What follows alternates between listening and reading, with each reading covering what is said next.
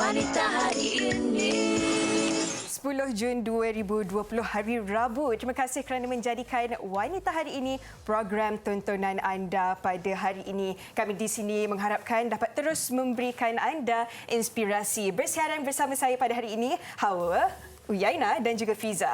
Dan hari ini merupakan hari pertama Perintah Kawalan Pergerakan Pemulihan PKPP, yang mana ia mungkin menjadi satu berita gembira dan juga berita baik kepada ramai rakyat Malaysia. Yang mana selepas Yang Amat Berhormat Perdana Menteri kita telah pun mengumumkannya pada hari Ahad yang lalu, ramai dah pun kongsikan pelbagai berita gembira. Dan saya tengok di laman sosial malam tadi jam 12:01 pagi, ramai dah memulakan perjalanan untuk pulang ke kampung berjumpa dengan insan-insan tersayang. Ya, saya sebaik saja Tok Abah mengumumkan berita tersebut terus yes boleh balik Ipoh Perak. Hawa boleh balik Langkawi.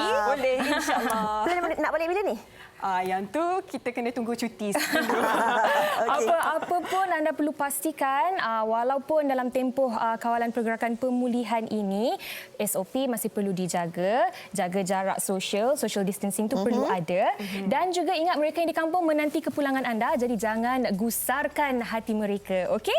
Baik, kami juga nak kongsikan kepada anda satu paparan menarik tentang reaksi dan juga orang kata kegembiraan rakyat Malaysia sebaik sahaja PKPP diumumkan. Mari kita saksikan. Di samping mematuhi SOP secara berterusan, mulai 10 Jun 2020, perjalanan rentas negeri akan dibenarkan.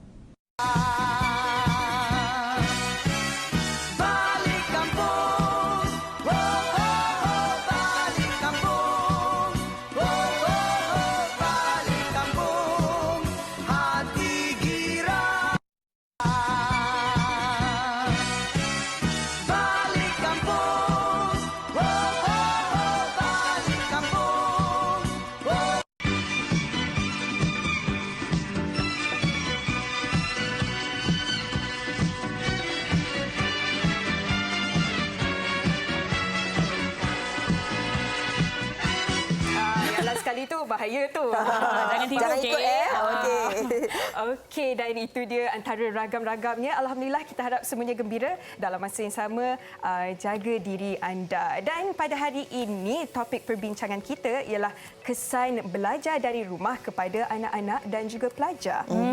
Dan kepada anda, khususnya buat ibu bapa yang mempunyai anak-anak yang masih lagi di bangku sekolah ataupun di institusi-institusi pengajian yang melihat bagaimana agaknya keadaan anda belajar dari rumah, ingin berkongsi pendapat dan pandangan anda, boleh terus ke laman Facebook Wanita Hari Ini TV3 dan tinggalkannya di ruangan komen di bawah. Pastikan anda terus bersama kami untuk sama-sama kita dengarkan kupasan berkaitan topik pada hari ini di Wanita Hari Ini. Kita akan berehat dahulu seketika, kembali selepas ini. Wanita hari ini.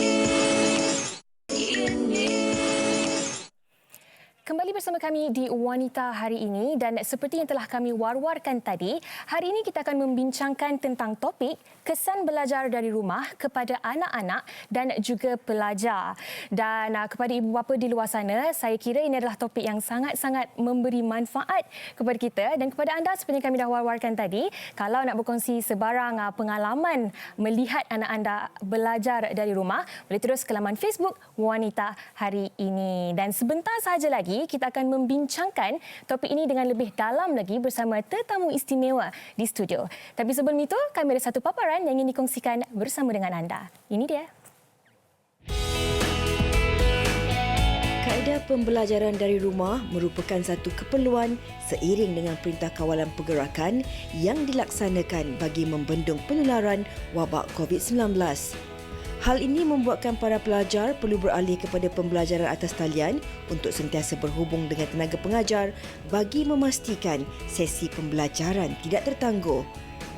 Tidak dinafikan ada banyak cabaran dan kesan yang perlu dilalui oleh pelajar dan juga ibu bapa bagi meneruskan proses pembelajaran dari rumah.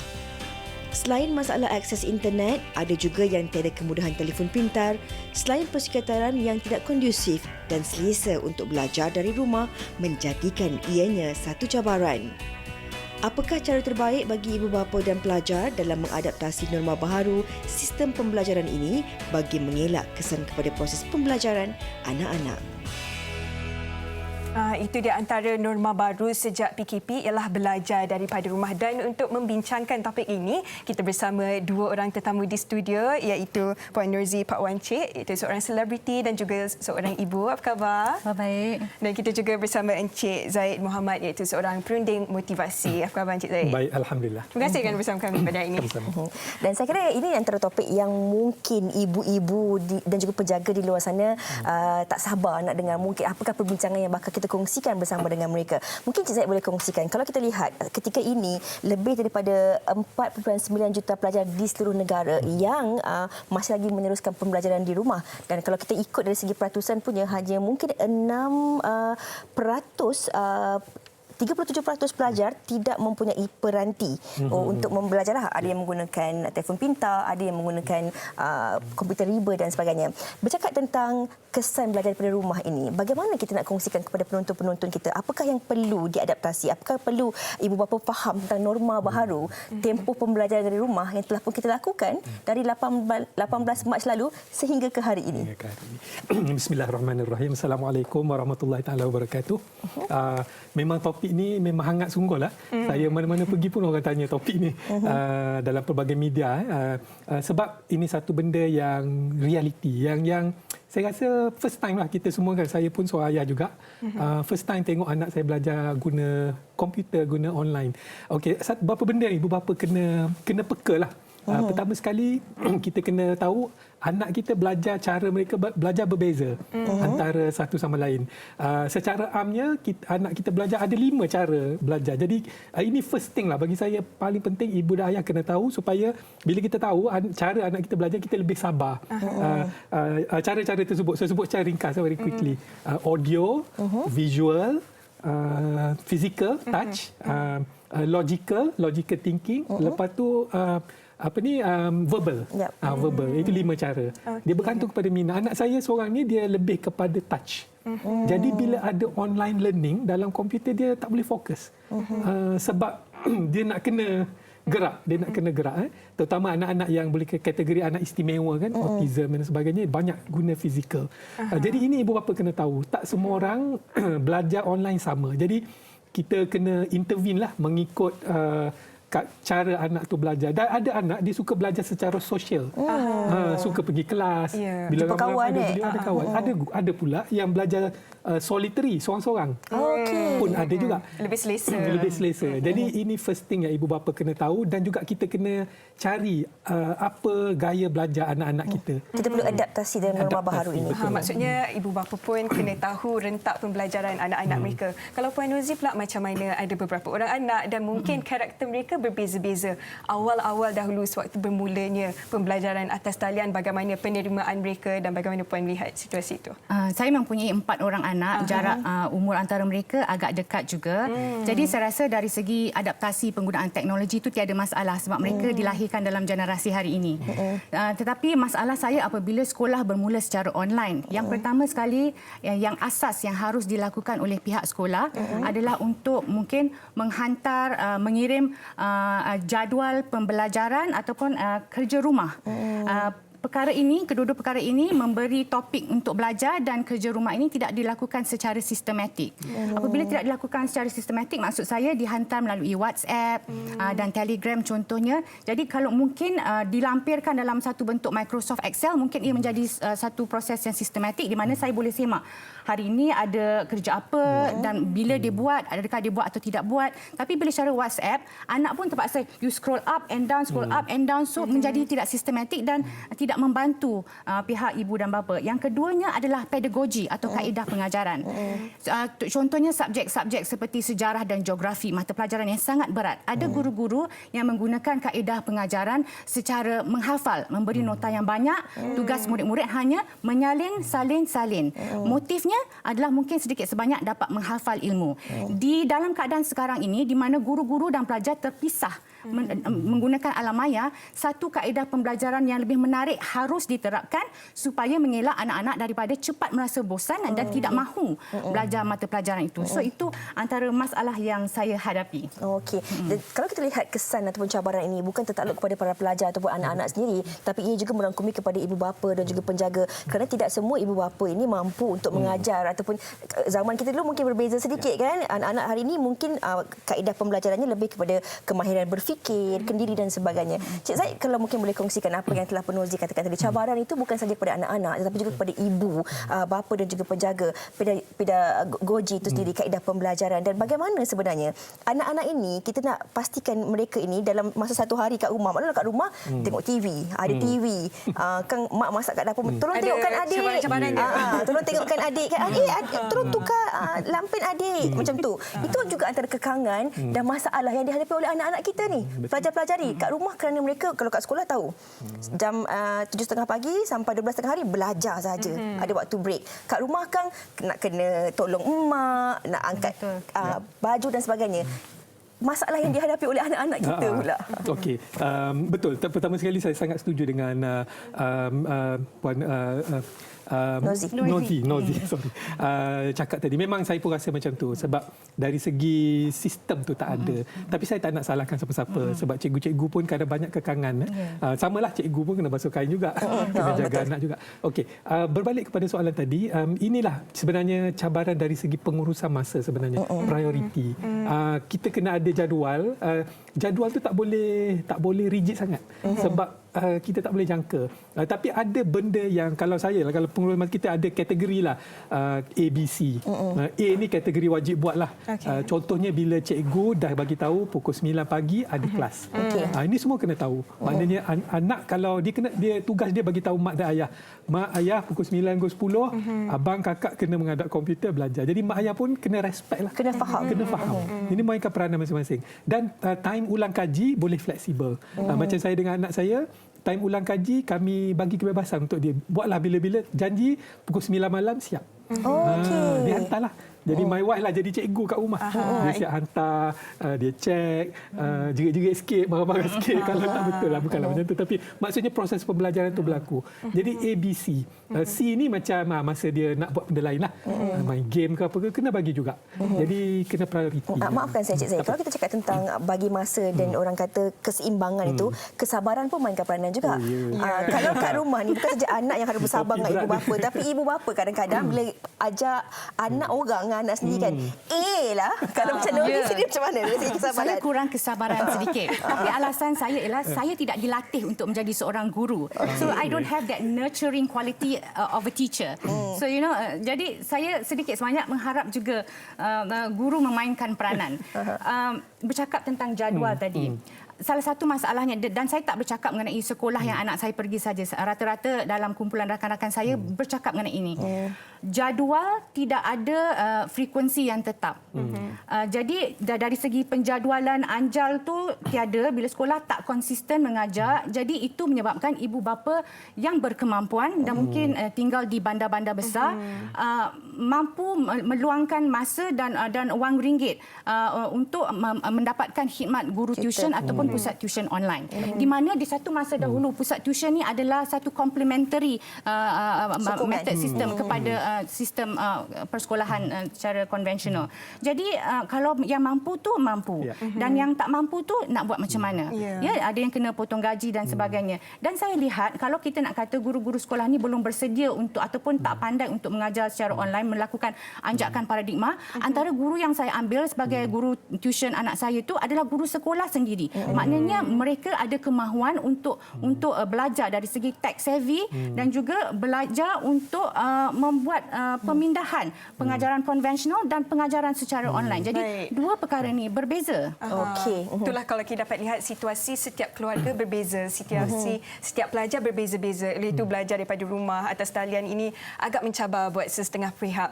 Dan Uyaina di sana akan bersama dengan seorang tamu yang akan berkongsikan pengalaman beliau. Silakan Ya, Uyaina. betul. Terima kasih Hawa, Fiza. Dan saya juga tertarik dengan apa yang dikatakan oleh Cik Zaid dan juga Puan Nozi tadi, yang mana peranan bukan sahaja oleh pelajar itu sendiri dengan niat ingin belajar, tetapi juga usaha sama oleh ibu bapa dan juga kreativiti guru untuk menjadikan sesi pembelajaran di atas talian itu lebih interaktif dan berkesan buat pelajar. Tetapi apa yang pasti, ada cabarannya. Dan saya tertarik juga untuk membaca satu komen oleh Lukman di Facebook Wanita Hari Ini yang berkata, antara cabaran yang dihadapinya adalah capaian internet yang kurang stabil, di mana sewaktu online kelas diadakan, internet terputus, hubungan disconnected, jadi terlepas sesi berkenaan dan perlu mengulang kaji subjek tersebut sendiri. Dan mungkin ini juga antara cabaran yang dihadapi oleh pelajar-pelajar di luar sana. Dan sekarang di Kota Baru, kita sudah pun terhubung dengan salah seorang pelajar yang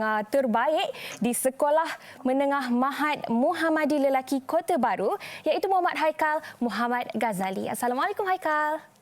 Waalaikumsalam. Apa khabar? Alhamdulillah, khabar baik. Wah, tahniah harapnya masih belum terlewat untuk mengucapkan tahniah kepada Haikal kerana menjadi naib juara syarahan bahasa Inggeris Sekolah Majlis Agama peringkat kebangsaan. Wah, tahniah. Terima kasih. Okey, Haikal. Sekarang ni kita dalam tempoh PKPP dan pembelajaran di atas talian ni sudah pun orang kata berlangsung lebih daripada 2-3 bulan. Dan sehingga ke hari ini, Haikal melihat bagaimanakah sesi pembelajaran di atas talian ini? Adakah ianya berkesan untuk Haikal? Jadi untuk Haikal sendiri, alhamdulillah dengan peranti yang juga sangat berkesan. Alhamdulillah cikgu-cikgu yang banyak membuat teknik-teknik mengajar yang menarik, yang membuat video presentation. Alhamdulillah. Dan juga walaupun pada mulanya agak janggal kerana software yang perlu diguna ada yang dikhawatiri membocorkan maklumat dan sebagainya. Tetapi lama kelamaan alhamdulillah respon daripada pelajar mula menyesuaikan diri, mengurus masa dan alhamdulillah lah di sini Haikal okey dengan kelas online. Ya, kalau mereka yang bekerja boleh work from home, pelajar pun kena learn from home.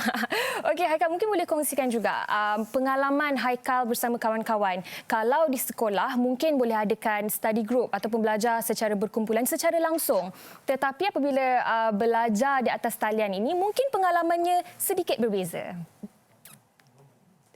Memang sangat-sangat berbeza dan antara yang Haikal dengan kawan-kawan Haikal buat, apabila habis kelas, kita orang akan buat sekali lagi ikut atas talian Zoom ke apa. Maknanya kita akan buat study group khas pula di situ. Baik.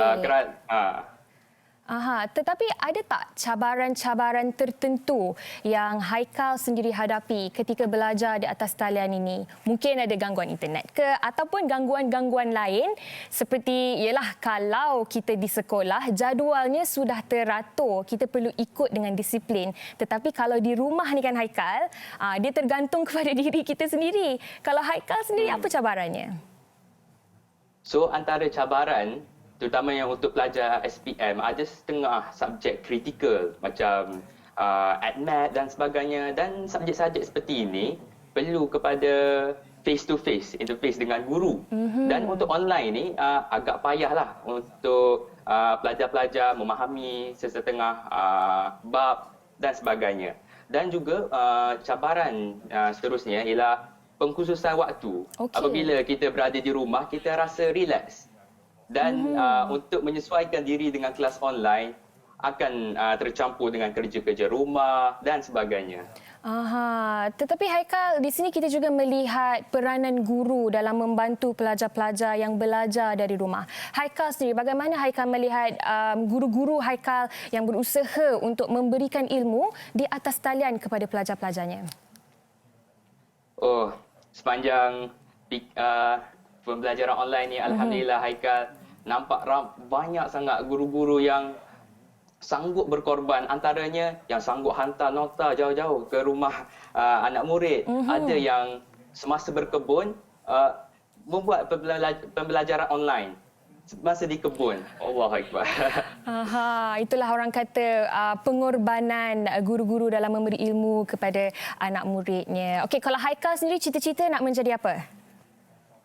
Kalau Haikal sendiri, cita-cita mahu menjadi pensyarah. Syarah di universiti. Okey, dan tahun ini tingkatan 5 kami ucapkan selamat maju jaya kepada Haikal. Teruskan semangat ingin belajar dan semoga dapat mencapai cita-cita Haikal. Terima kasih kerana sudi berkongsi pengalaman bersama kami di Wanita hari ini. Terima kasih. Terima kasih Haikal. Salam untuk keluarga. Assalamualaikum. Waalaikumsalam warahmatullahi wabarakatuh. Baik, itu dia tadi sedikit perkongsian yang kita dapat dari salah seorang pelajar tingkatan 5 dan mungkin cabaran setiap pelajar ini sedikit berbeza tetapi secara keseluruhannya masih lagi dalam konteks yang sama selain daripada masalah connection, hubungan internet tetapi keinginan untuk belajar dan juga peranan yang perlu dimainkan bukan sahaja oleh pelajar, guru dan juga ibu bapa. Dan ini yang menarik untuk dikongsikan dengan lebih lanjut lagi oleh Puan Nozi dan juga Encik Zaid di sebelah sana. Silakan Hawa dan Fiza. Okay, cita-cita saya pun nak jadi pensyarah tapi ada kat sini. Dan kalau kita tengok tadi kan Khairul itu memang Haikal memang seorang pelajar yang cukup berkarisma dan berdisiplin dan bertuahlah untuk cikgu-cikgu dapat pelajar macam tu. Tapi tak semua anak-anak yang dapat mendisiplinkan diri sendiri, ikut jadual untuk belajar dan sebagainya. Macam mana kalau ibu bapa kat rumah tu nak pastikan anak-anak tu berdisiplin, ikut jadual nak belajar? Okey. Yang membuatkan anak-anak tidak berdisiplin sebenarnya kerana matlamat tak jelas. Contohnya anak-anak kecil kan UPSR dah tak ada. Ramai saya dapat laporan feedback daripada parents, macam mana saya nak suruh anak saya belajar ni? Anak boleh jawab, mak exam dah tak ada, nak belajar apa lagi? Bagi saya itu saya risau dengar macam tu sebab nampaknya anak-anak ni belajar matlamat dia exam. Jadi goal dia exam. Bila goal tu dah tak ada, dia pun tak nak lah. Jadi ini peranan kita sebagai ibu bapa. Kita kena ingatkan anak kita, exam tu bukan goal. Exam tu hanyalah checklist. Goal kita ialah belajar untuk hidup. Dah hidup untuk belajar. Ini tanamkan dalam jiwa anak-anak, belajar untuk hidup, hidup untuk belajar. Exam tak exam. Sebab zaman 21st century, mungkin exam dah tak ada langsung dah. Kan? 5 years from now, mungkin exam dah tak ada dah. Abolish kan. Tapi dia ada tool untuk measure kita punya ilmu tu. Lain pula kan. Jadi, perbetulkan niat belajar tu lah. Bila anak-anak faham benda tu, jadi dia akan sendiri semangat. Kita buat goal. Kita kena ada goal. Sama ada long term atau short term. Long term goal tu lah belajar untuk hidup, hidup untuk belajar. Tapi short term goal, kita checklist lah. Kita buat macam ada chapter nak kena capai, ada buku nak kena habis, ada silibus nak kena selesaikan. Lebih kurang macam tu. Jadi, saya tertarik dengan Puan Nozi sebut tadi, kesabaran ibu bapa. Kalau saya boleh sentuh sikit. Okay. Ini adalah cabaran paling utama kepada ibu bapa. Kalau anak-anak dia punya matlamat tu tak jelas, jadi dia tak ada motivation, ibu bapa pula kesabaran tu nipis sangat. Dia panggil apa, fuse pendek. Fuse pendek. Nyala sikit je meletup terus. Jadi kita sebagai bapa ni kena belajar panjangkan fuse. Nyala tu tak nyala, tapi tetet dia lama sikit lah. Itu yang saya ada baca juga dekat Twitter. Bila belajar atas talian, belajar dari rumah ni boleh cetus konflik antara mak dengan anak-anak. Kalau tak ikut cakap mak, tak payah makan lunch tadi. Okay. Kita nak sentuh. Tadi kita dah sentuh dari segi accessibility internet, kesabaran, penyeragaman, jadual dan sebagainya. Tapi kita bercakap mungkin bagi golongan yang lebih berkemampuan. Tapi kita jangan pinggirkan pula bagi mereka. Kalau ikut kajian yang dijalankan, terhadap 900,000 orang pelajar, hanya 6% yang mempunyai alat peranti seperti telefon bimbit ataupun komputer riba. Tapi bagaimana pula bagi golongan yang kurang berkemampuan? Bagaimana sebenarnya, macam Nozi sendiri ada kawan-kawan yang lain kan? Bagaimana kita nak membantu mereka ini untuk menyediakan satu persekitaran yang lebih selesa, kondusif, walaupun mungkin keadaan rumah kita tak begitu seperti orang lain, tapi nak menyediakan satu keadaan ataupun suasana yang lebih kondusif agar anak-anak ini rasa minat nak belajar walaupun di rumah. Bagi saya berpandangan yang dari segi keseragaman pendidikan online itu tidak perlu seragam dan kerajaan ataupun Kementerian Pendidikan harus melihat kepada kluster-kluster pelajar mengikut kemampuan ibu bapa, kumpulan kewangan dia B40 dan sebagainya.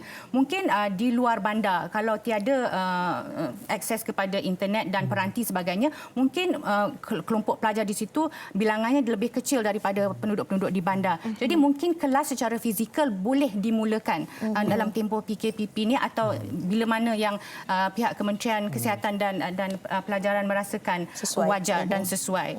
Bagi kelompok-kelompok kecil ni di luar bandar misalnya, kalau jumlah mereka sedikit, saya rasa apa salahnya kalau kita melakukan penjarakan sosial tetapi kelas dilakukan secara fizikal kerana pelajaran harus diteruskan. Ya.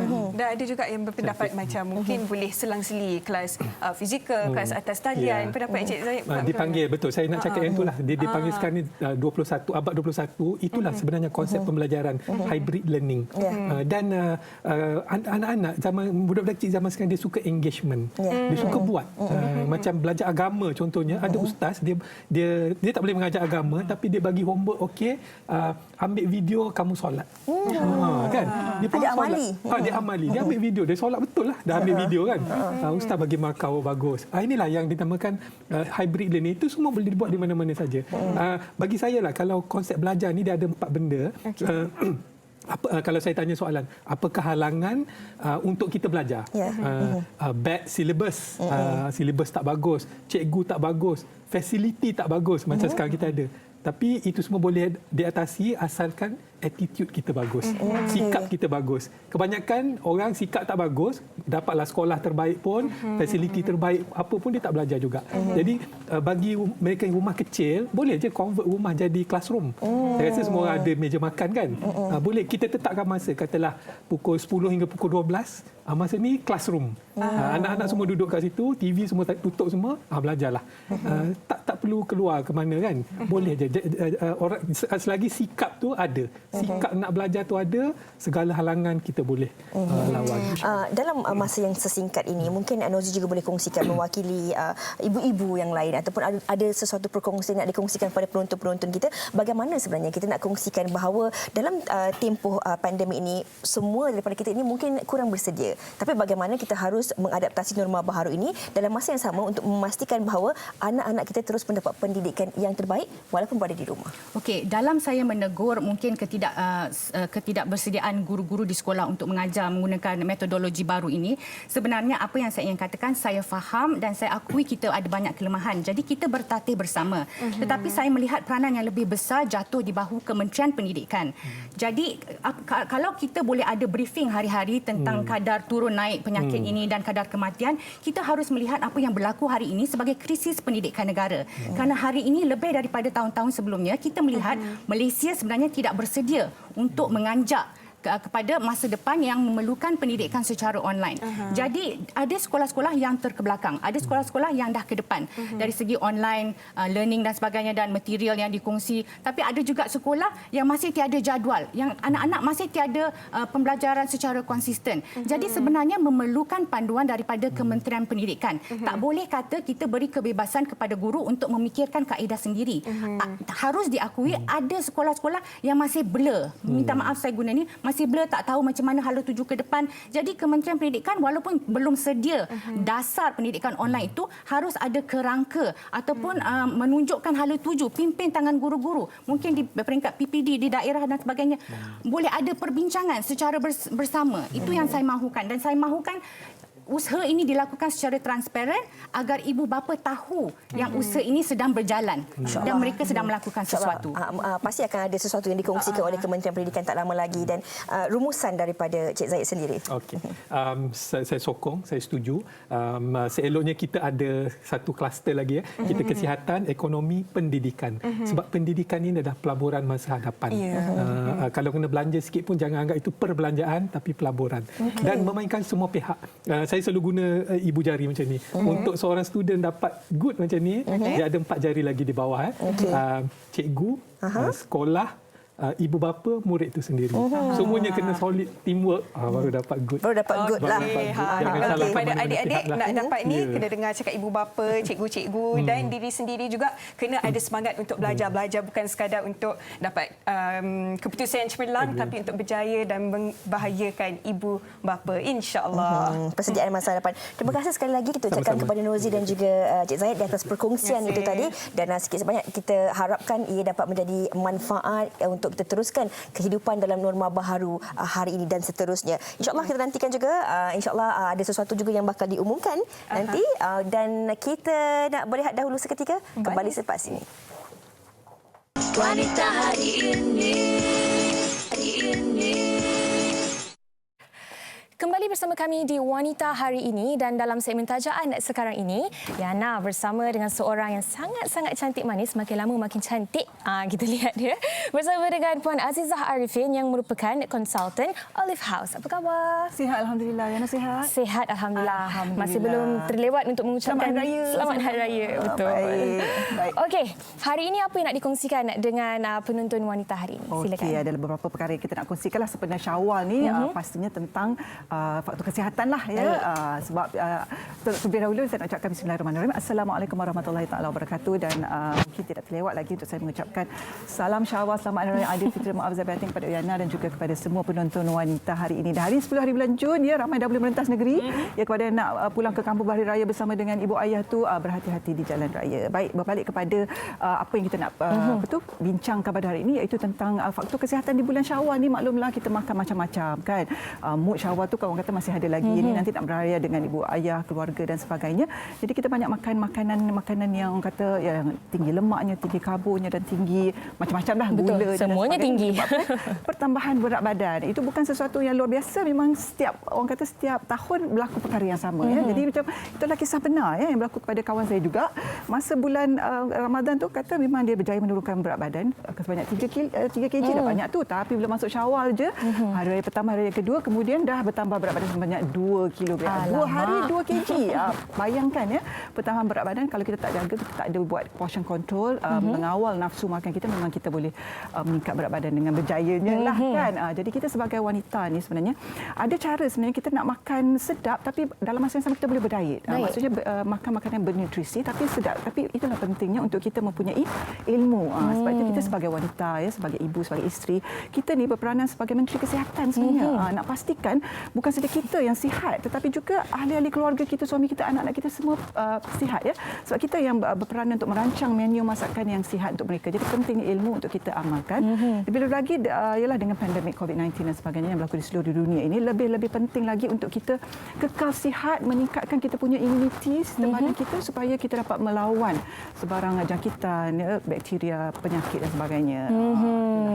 Itu mukadimahnya lah. Itu mukadimahnya. Dan seperti yang dikatakan tadi, dari segi pemakanan juga memainkan peranan yang sangat-sangat penting. Buat Puan Azizah sendiri, apa yang membantu Puan Azizah dalam mengekalkan keseimbangan dalaman dan juga luaran? Baik, itu yang kita bercakap dari segi sihat dan cergas ni lah. Sebab bila kita memasuki bulan Syawal ni ada kalanya Yana, perasan tak badan kita akan mudah letih, lemau, lesu. Lesu. Sebab apa? Kadang-kadang kita duduk depan TV je pun kita tak buat apa-apa sangat, tapi kita dah letih padahal tak angkat benda berat pun. Betul. Tapi kita macam mengantuk. Itu tanda-tandanya badan kita banyak toksin di dalam badan. Jadi itu sesuatu yang perlu kita lakukan untuk membuang toksin-toksin yang terdapat dalam badan itu. Dan kita macam tips yang sebutkan sebentar tadi, kalau kita nak amalkan gaya hidup sihat ni bukan hanya satu faktor, dia ada banyak faktor, interrelated factor. Jadi yang pertama sekali dari segi minda kita, kita kena set lah, the right mindset tu perlu ada. Ya, kita perlu ada satu orang kata tekad lah nak amalkan gaya hidup yang sihat. Itu yang pertama, mindset kita kena sentiasa positif, memandang kesihatan tu sebagai satu anugerah, orang kata anugerah yang paling penting yang Allah Subhanahu Wa Taala anugerahkan pada kita, jadi kita kena jaga, hargai. Yang pertama. Yang kedua, kita nak hidup sihat cergas ni macam mana? Pastikan kita dapatkan rehat yang cukup. Kalau tidur tak cukup, macam manalah kita nak orang kata nak tidur 2-3 jam ataupun 4 jam kita tidur lambat, bangun lambat, itu kita tidak mendapatkan kualiti tidur yang bagus. Jadi kita kena dapat pastikan tidur awal, bangun awal ya, dapat bermunajat pada Allah dan sebagainya. Dan kemudian kita boleh bersenam ya. Bersenam tu saya tak nak banyak sebab semua dah tahu manfaatnya, sebab kita selalunya cari alasan tak nak buat ya. Jadi kalau kita tak sempat pun, kita terlampau banyak sibuk dalam kesibukan bertugas dan sebagainya, kita amalkan gaya hidup yang cergas ya. Mungkin kita boleh di rumah tu kita boleh naik turun tangga, pastikan kita taklah duduk setempat tengok handphone je kan. Tak boleh jadi couch potato, duduk saja di atas bangku. Duduk je di atas bangku, jadi kita tak bergerak. Jadi kalau kita dah bekerja pun, kalau segala parking lah jauh sikit, kita ada pergerakan berjalan, kita amalkan gaya hidup yang cergas. Kalau dapat bersenam dengan lebih konsisten, itu lebih yang terbaiklah. Dan kita tahu bahawa manfaat puasa tu pun sangat bagus untuk kesihatan jasmani dan rohani kita, ya. Kita ambil kesempatan di bulan Syawal ni. Mungkin ramai yang dah habiskan puasa Syawal, puasa 6 kan. Jadi kita boleh lazimilah lagi untuk berpuasa pada bulan-bulan yang seterusnya, puasa Isnin Khamis, puasa putih dan sebagainya. Dan yang paling penting sekali saya nak tekankan sini ialah faktor pemakanan. Sebab pemakanan itu 80% memang sangat penting untuk menentukan tahap kesihatan kita, ya. Jadi apa yang kita makan tu akan meminatkan usus kita. Jadi hari ini nak berbalik kepada kita banyak toksin dalam badan tadi kan, saya nak mengajak anda ataupun nak mendemonstrasikan kepada anda cara-cara nak membuat jus detox. Jadi penting untuk kita buang toksin-toksin dalam badan kita. Bahan-bahan yang kita gunakan ada di depan meja saya ni. Yang pertamanya kita ada cuka tin, cuka buah tin. Ini cuka buah tin. Baik, cuka buah tin ni selalu orang ramai takut nak minum cuka sebab kata rasa takut masam sangat. Tapi cuka buah tin ini dia tak terlampau parik, dia tekak, tak terlampau masam, ya, sebab dia ada manis buah tu. Dan apa yang terkandung dalam buah sari cuka tin ini adalah ada mineral. Dia ada mineral seperti potasium dan juga zat besi. Zat besi itu kita perlukan untuk kita punya kecergasan. Dan juga potasium itu kita memang mineral yang antara yang diperlukan oleh tubuh badan kita seharian. Dan juga diperanan seperti probiotik, menghasilkan bakteria-bakteria yang bagus dalam badan. Dan berita baik untuk mereka yang nak menurunkan berat badan, nak maintain weight tu kata orang, dia boleh membantu untuk mengawal kita punya selera makan. Jadi dia boleh mengawal lah. Dia tak adalah kalau kita tunggah satu botol kita boleh kurus, tak, ya. Jadi dia membantu untuk mengawal berat badan kita. Jadi kita akan lebih kurang berselera lah untuk makan. Okey, itu kemudian kita ada pati delima ataupun jus delima pekat kita panggil dia sekarang. Antara lain dia sangat tinggi kandungan vitamin C dan saya sangat suka sebab dia tak ada gula. Sebab kita nak amalkan makanan-makanan yang natural dan organik, ya. Jadi tak ada gula, tak ada non-GMO, dia tak ada pewarna tiruan, tak ada. Jadi dia memang orang kata pure jus delima tu yang dijadikan dalam bentuk jus lah. Jadi tinggi vitamin C, bagus untuk kulit, bagus untuk melawan jangkitan penyakit dan sebagainya lah, vitamin, ya.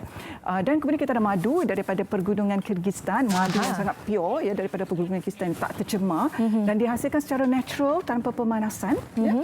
Dan rasanya juga sangat-sangat sedap.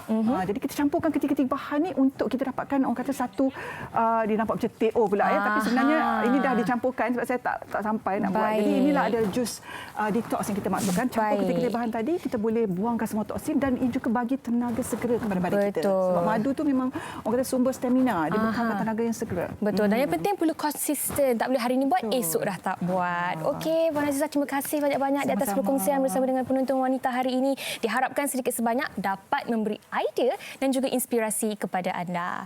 Terima kasih sekali lagi dan kami ada seorang lagi tetamu istimewa di studio wanita hari ini. Siapakah orangnya? Silakan Fiza dan juga Hawa.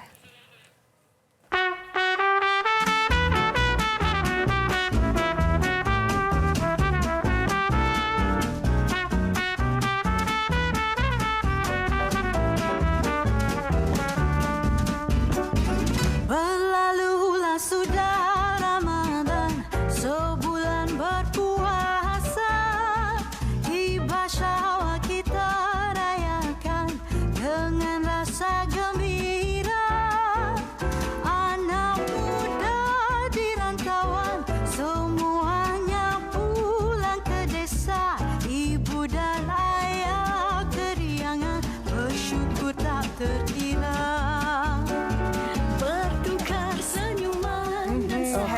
Cover lagu raya TV3. Kepada anda yang dah biasa tengok, mesti dah kenal Sarah yang ada sebelah saya ini. Dan Sarah, salam, khabar sihat? Sihat, alhamdulillah. Sedih dia hari ini. Okey, Sarah, mungkin boleh kongsikan pengalaman ketika rakaman kempen ataupun projek cover lagu raya TV3 ini. Okey, untuk syuting dia adalah pada PKPB lah. Jadi kami shoot di satu studio yang kita hadkan orang di dalamnya. Of course kita ikut SOP kan. Dan even though kalau kita buat recording pun memang one by one. And then alhamdulillah semua berjalan dengan lancar. Ini adalah hasil dia. Dan paling teruja sekali apabila berpeluang untuk bersama-sama dengan Najwa Mahyadin dan juga Fly dan rakan-rakannya lah. Okey. Dan ini nak tanya kepada Sarah sendiri. Kongsikan pengalaman lah bekerjasama bersama dengan Najwa dan juga Fly kan. Kalau kita tengok tentang cover lagu raya TV3 ni memang menjadi siulan, ramai orang tengok di YouTube dan sebagainya kan. Sebab kita lihat lagu-lagu lama yang diberi nafas baru dalam bentuk jazz kan.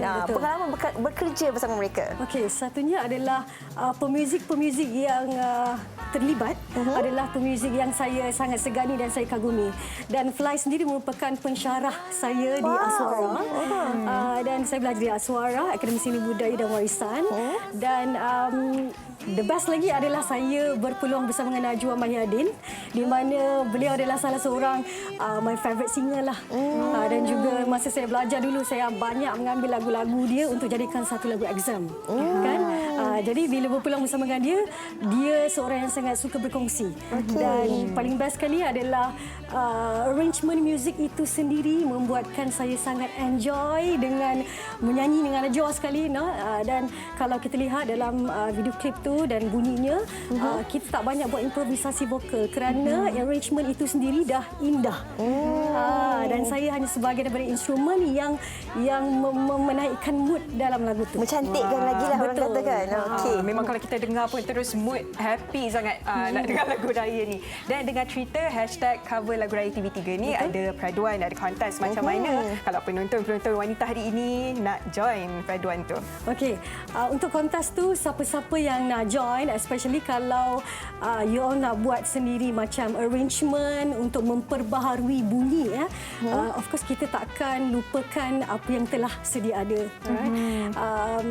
Boleh join untuk kontes itu, hanya #cover lagu raya TV3 dan juga tagkan kepada Melody TV3. Mungkin Sarah, sekarang ni kita masih ada mood-mood raya. Secara ringkas dia kongsikan apa tradisi ataupun rutin Sarah bila beraya.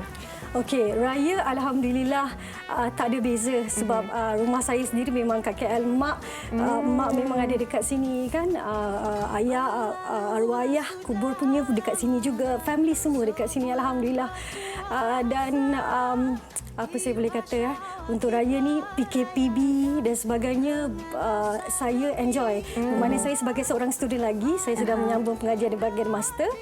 Saya busykan diri dengan membuat pembetulan tesis dan juga belah petangnya saya akan jogging, workout. Bagusnya Sarah ni. Memanfaatkan. Kalau tengok Instagram Sarah, tahulah apa aktiviti yang Sarah lakukan. Sarah mungkin boleh juga sekali lagi wawarkan dan kongsikan kepada penonton bagaimana untuk mereka terus mendengar semua lagu-lagu cover Raya TV3 ini dan galakkan mereka untuk terus sama-sama masuk kontes ni supaya mungkin ada peluang untuk jumpa Sarah, Najwa dan juga Fly. Okey, untuk siapa yang nak tengok, yang masih belum tengok kan, boleh pergi ke YouTube dan type je Fly and Gypsy Cat.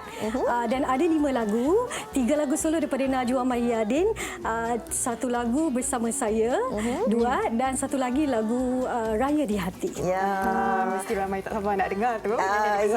Menjadi siulan. Okey, kita nak tinggalkan Sarah untuk Sarah dendangkan kepada anda penonton-penonton secara live lagu suasana di Hari Raya. Kalau sebelum ni berduet, hari ni seorang. Solo. Okey. Silakan Sarah. Silakan Sarah. Terima kasih.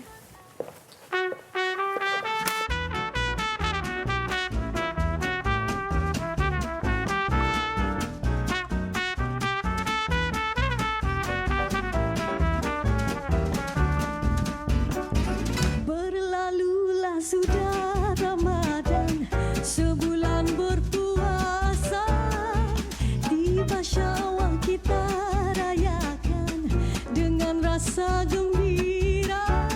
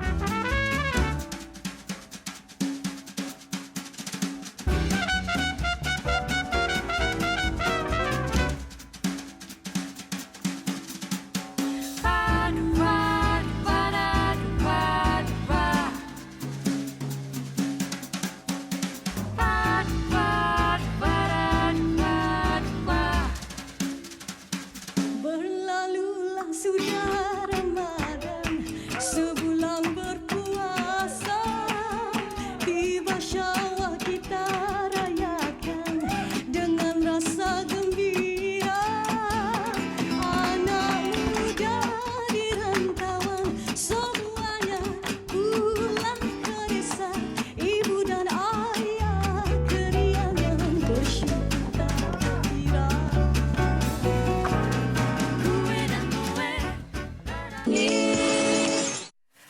Terima kasih kepada anda yang sudah setia bersama dengan kami selama 1 jam ini. Diharapkan segala perkongsian kita pada hari ini dapat memberi manfaat kepada anda semua. Dan esok sebenarnya kita akan kembali, Hawa dan Fahrin sebenarnya akan kembali bersama dengan anda dengan topiknya hukum bila isteri terlalu taksub dengan suami. Dan mungkin kalau anda sekarang ini ada apa-apa pendapat untuk ataupun apa-apa soalan untuk diajukan untuk hari esok, boleh lakukan sekarang di laman Facebook Wanita Hari Ini TV3. InsyaAllah kalau berkesempatan esok Uyaina dan Hawa dan juga Farid akan bacakannya. Okey. Dan kalau kita bercakap tentang balik kampung kan, dari awal tadi telah pun kita kongsikan, dan kalaulah anda sempat layari laman sawang Instagram, Twitter dan sebagainya, ramai orang letak gambar beg dekat Instagram, dekat Twitter lah, dekat Facebook lah, mengatakan bahawa mak, ayah mereka dah nak pulang ke kampung. Kalau anda pulang ke kampung hari ini, pastikan anda mengambil langkah-langkah keselamatan yang sebaik mungkin. Kalau memandu tu, pastikan anda memandu dalam keadaan yang berhati-hati. Jangan bawa kereta laju. InsyaAllah sempat sampai ke destinasi dan juga lokasi, tetapi kena berhati-hati. Betul. Dan yang paling penting, kereta tu pastikan dalam kondisi yang baik. Maklumlah mungkin dah lama tak jalan. 84 hari mungkin. Jadi pastikan kereta tu ataupun kenderaan yang anda naiki tu berada dalam keadaan yang baik supaya anda dapat pulang ke kampung halaman dengan selamat. Kereta pun kena dalam keadaan baik juga. Jiwa tu kena sabar nak redah trafik itu, kesesakan lalu lintas kan, nak balik kena sabar. Dan pastinya ramai tak sabar nak balik, nak peluk mak ayah. Tetapi sebelum tu yang penting balik, jap mak ayah nak mandi dulu, bersihkan diri dulu, barulah bersalaman. Tapi kita walaupun dalam tempoh PKPP ni, penjarakan sosial, penggunaan mask muka, penjagaan kebersihan dan juga kawalan kendiri itu adalah amat-amat penting untuk terus kita amalkan bagi terus sama-sama kita memutuskan rantaian COVID-19 ini. Jangan pula kita rasa gembira kan, sampai kita terlupa bahawa ini antara norma baharu yang perlu kita adaptasi dalam kehidupan kita, bukan saja hari ini, untuk masa akan datang. Betul. Dan sedikit kepada anda juga, kalau ada kalangan kita yang mungkin dah terlupa, kita harus memainkan peranan untuk mengingatkan satu sama lain. Ingat, #kita jaga kita. Lagi satu ni, kadang-kadang kan kalau kita tak nak salam, kita tak nak duduk jauh-jauh, orang kecil hati. Tak apa kalau orang kecil hati, yang kerana kita nak menjaga, kita jaga kita lah kan, nak menjaga kebersihan, menjaga kesihatan dan juga keselamatan bukan saja kita tetapi orang di sekeliling kita. Masing-masing kena saling ingat mengingati. Teruskan bersama kami di Wanita Hari Ini pada hari esok di waktu yang sama. Istimewa hari ini kami kongsikan kepada anda, kami tinggalkan lagu ini, lagu Balik Kampung buat anda yang pulang ke kampung hari ini. Selamat pulang ke kampung. Assalamualaikum. Bye. Mulai 10 Jun 2020, perjalanan rentas negeri akan dibenarkan.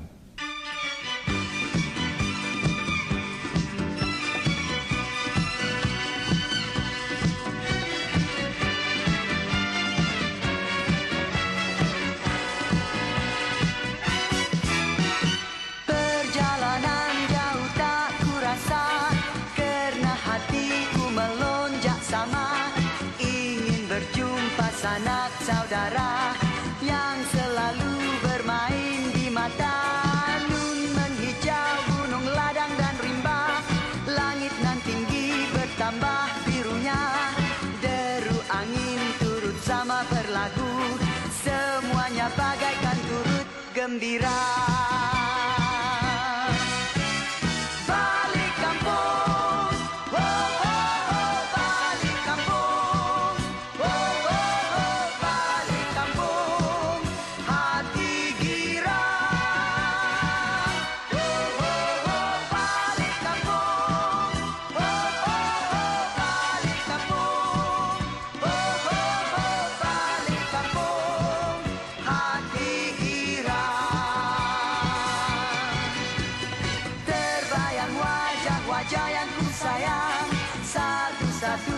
Semat di kalbu, pasti terubat rindu di hati. menyambut kepulanganku nanti.